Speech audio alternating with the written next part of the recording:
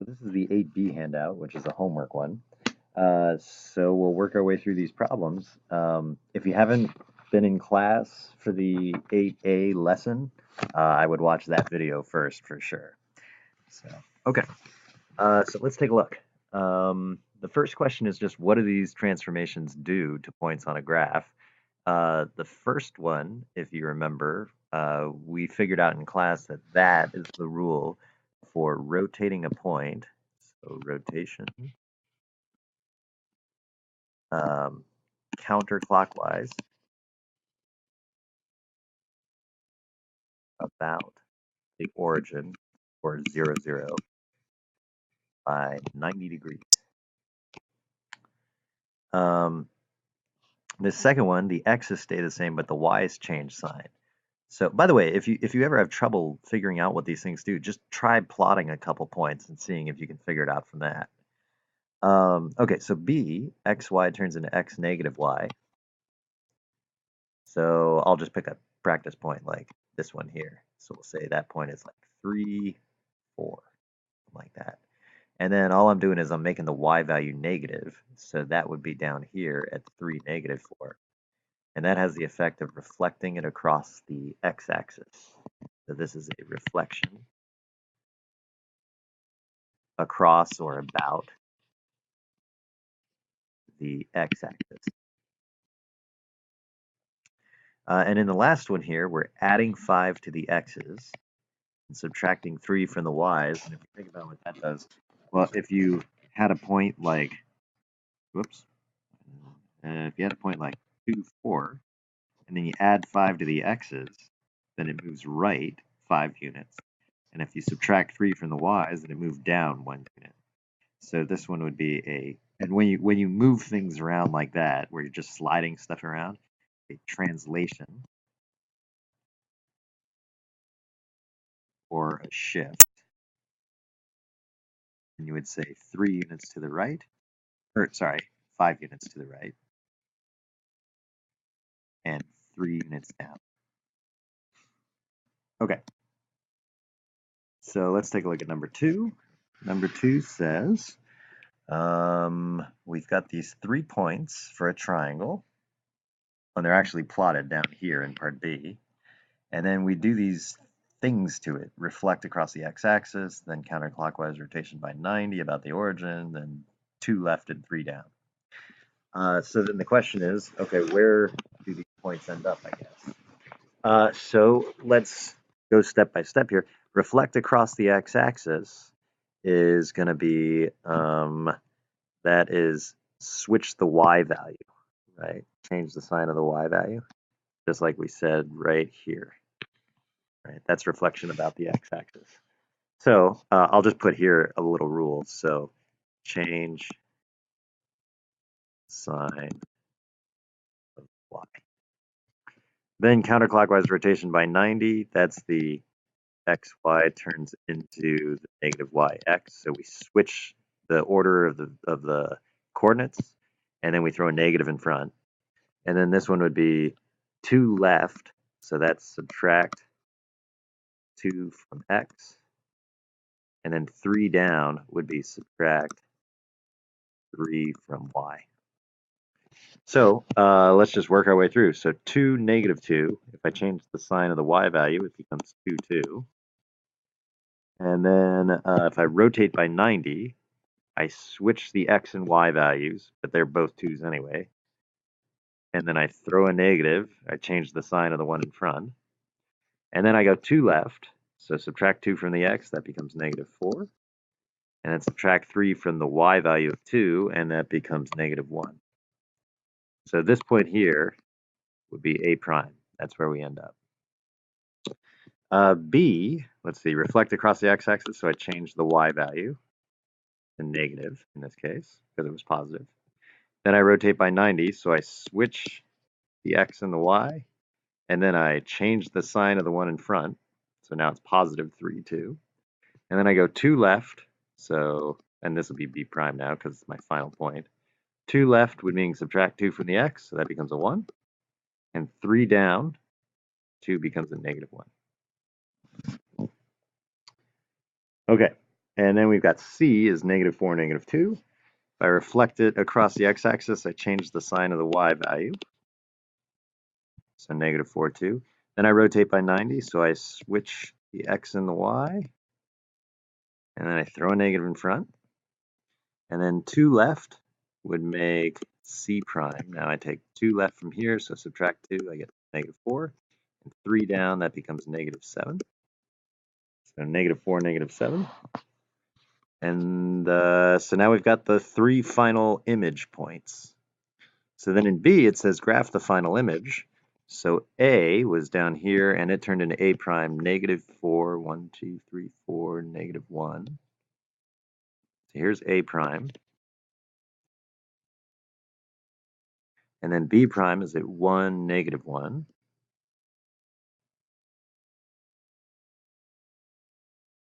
And then C prime is at -4, -7. That's pretty far down.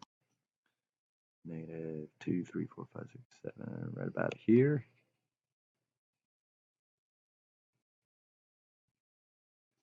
And if I connect these guys, there's the new triangle. In part C, it says, is the new triangle congruent to the original triangle? And if you look at the transformations we did, if I just reflect across the x-axis, that doesn't change the shape. It just changes like its orientation. It doesn't stretch it in any weird way. If I rotate by 90, that's okay too. That doesn't change the shape at all, or its size. And if I translate 2 left and 3 down, that doesn't change its shape or size either. So yes, triangles are congruent. You could say triangle ABC is congruent to triangle A prime, B prime, C prime. And you can give reasons for it. There are a few different reasons. One reason would be, well, you can check the side lengths, right? In this one, we've got that, let's see, that's 6 across and 5 up. And if you did Pythag, because it's a right triangle, you would get 36 plus 25. What is that? 36, 25. That's 61. So this side is root 61. And if you look over at this other one, well, A prime C prime is 6, because it's -1 to 7. If I go straight across here from A to B, it's 5 across, and if you did Pythag on this right triangle, you get root 61. So you could say it's congruent, the triangles are congruent because of SSS, all 3 pairs, sides are congruent. Or you could use the fact that these are right triangles and ignore the root 61s and say you've got SAS matched up with this SAS. So right angles and 2 pairs of legs congruent. You could do HL as well, although I don't know if you guys covered that much first semester, so I'm not going to worry about that one. Or here's the one that's kind of the big ticket item for this unit here. Reflections, rotations, and translation. Don't change size of the original shape. The size of the original shape. It only changes where it's located. So if it doesn't change its size, then it's going to be congruent. The image will be congruent to the original. All right. Okay, let's keep going here. Here's number 3. T31 is dilated by a scale factor of 2. So I'll do it like this. Just put T31 here. And then we're going to dilate by a scale factor of 2. So if I'm going to dilate by scale factor 2, that means that you're going to multiply the x's and the y's by 2. So put it here, multiply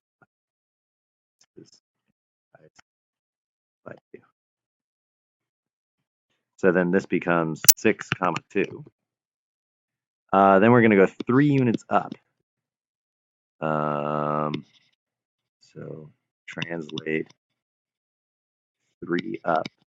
So 6, 2 is going to become, let's see, that's add 3 to the y. So that's going to be 6 comma 5. And then I'm going to reflect across the y-axis. And if you want to bounce something across the y-axis, I'll show you like right here, right? That means that the x value changes sign. Change value sign. So then that would become negative 6, 5. And that's the final point here. Okay. Here, let me get rid of this because that's not part of the next problem. So in number 4, let's see, we've got A, B, C, and A double prime, B double prime, C double prime. And you're supposed to say how you could move this triangle so that it fits this image. And the suggestion here is that you're going to need 2 ways to do this. You're going to need 2 transformations to do this. It might be possible to think of a way to do it in one, but it's not going to be an obvious one using what we've learned so far. So there are a bunch of ways of doing this, but we'll talk about a couple simple ones. So one would be like if you were to take this guy and reflect it across the x-axis. Let's see, it's 2 units down, so it'd end up 2 units up here, and that would be A, or the image of A, so it would be A prime. And then B is 1, 2, 3, 4, 5. 5 units down, so it would be 5 units up. So here's where B prime would go. And then C prime is just straight up here as well. Here's where C prime would go. So that would be the first step. So right here, one method. It would be reflect across the x-axis. And then A prime, B prime, and C prime just need to be shifted over to where the A double prime, B double prime, C double prime are. So in order to get there, you'd have to go down 2 and over 1, 2, 3, 4 units. And you could check it with all of them. Down 2 over 1, 2, 3, 4 units. Down 2 over 4 units. They all end up in the right place. So then shift or translate. What did I say? 2 down and 4 left. So I'll go 4 left first and then 2 down. I'm counting the shift of 4 left and 2 down as one transformation. Okay, so that's one way of doing it. The second method, so we'll just do 2 here, but there are other possible ones. Okay, so let me erase this stuff here. By the way, the problem, a lot of students mix this up. They take this one and try to figure out how to get it to look like that one. But that's not what the problem asked. The problem said, how can you take the ABC triangle, this bottom triangle, and manipulate it to end up with this one? Okay, so let's see, another way of doing this. We could shift this ABC triangle over to here, and then up. And if we did that, so that would be translating it 1, 2, 3, 4, right? Yeah, 4 units left and 2 units up. So translate 4 left and 2 up. And if you did that, we'll get this picture. So 4 left and 2 up. A would be right on top of A prime. B would be right here. C, well, the images would be right, not the actual A, B, and C, but A prime, B prime, C prime. And then you could just flip the thing over the x-axis. So then reflect across the x-axis. Okay, so there's that. There are a couple different ways. Some students think that you could take this and like if A is kind of like the center point, you could rotate around. But if you try to rotate this triangle at all, when A is on the bottom, B doesn't end up, or A prime, B prime doesn't end up here, right? It ends up over here instead if you were to flip this around, if you were to spin it around. So rotations aren't going to come in handy for this problem because you need B double prime to be on the right side and C double prime to be on the left side. You don't want them flipped like that. So if you ended up rotating, you'd have to involve a flip as well. Okay. Let's see. Erase this. Okay, we got one other problem here. If you take a shape and you transform it, you can sometimes get a congruent shape, and sometimes instead you get a similar shape, and sometimes you get a shape that's neither of them. So then this question is asking, do you get congruent, similar, or neither? So let's look here. If you reflect right across the x-axis, take some shape, whatever it is, and you reflect it across the x-axis, well, it's going to look, why did I make this so complicated looking? That's a terrible example. Okay, so if I take this shape and I reflect it across the x-axis, it's going to look pretty much the same, just upside down. Like here, I'll do this. There. Well, I didn't stretch it, I didn't shrink it, I didn't stretch it just one direction, so this thing, they're congruent. If I were to take a shape and just move it 3 units to the right and 4 units up, I didn't do any stretching, right? So this is going to be congruent too. If I dilate or stretch by scale factor 2, now I didn't say horizontal or vertical stretch. When you just say stretch or dilate, that means stretch it in all directions, both horizontally and vertically by 2. So that is kind of like what we did in 8A with the circle problem, and then the one that came after it. It was like a quadrilateral that we stretched out by 2. Those things are similar. In fact, the term scale factor should look familiar too from similar, with the unit we did on similarity. Okay, if I rotate by 180, well, that doesn't actually change the size of anything. So this one's going to be congruent as well. And then this one, if I just stretch vertically by 3, right? So that's like, let's say I had a circle centered at the origin, and then all I wanted to do is stretch it out vertically, then this point ends up 3 times as high. This point ends up, oops, let me undo that. This point ends up 3 times as low, but nothing horizontally gets changed. So these points stay the same, and you end up with this blue shape instead of the original red shape. So that is definitely not similar to the original, and it's definitely not congruent to the original, so this one would be.